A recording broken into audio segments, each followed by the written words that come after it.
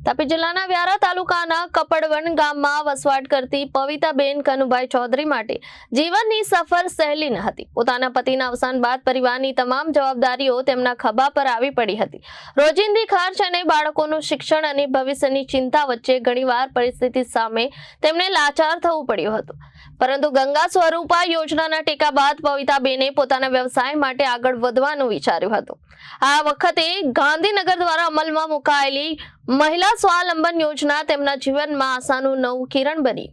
પતિના અવસાન બાદ આર્થિક મુશ્કેલીઓના સમયે રાજ્ય સરકારની ગંગા સ્વરૂપા આર્થિક સહાય યોજના પવિતાબેન માટે પ્રથમ ટેકો બની। આ યોજના હેઠળ તેમને માસિક ₹1250ની સહાય પ્રાપ્ત થવા લાગી। પવિતાબેન માટે આ રાહત મોટી હતી। આ રકમથી તેમને ઘરના નાના મોટા ખર્ચમાં રાહત મળી અને સંકટના સમયે એક પાયાની આર્થિક સુરક્ષા પ્રાપ્ત થઈ।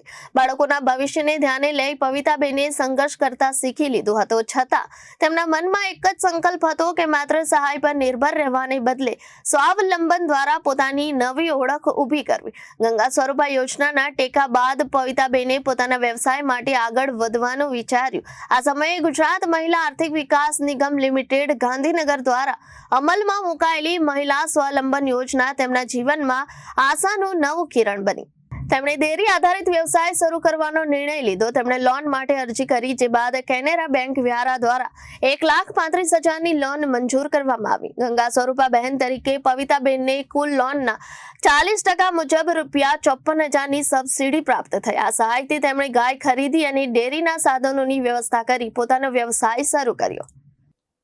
મારું નામ પવિતાબેન કનુભાઈ ચૌધરી છે। હું કપડવનની રહેવાસી છું અને મારા હસબન્ડનું અવસાન થયું ત્યારબાદ મારા છોકરાઓને ભણાવવાનું અને તે અગવડતા પડતી હતી, તો વિધવા સહાય યોજનામાં ફોર્મ ભર્યું અને દર મહિને ₹1250 મળે છે।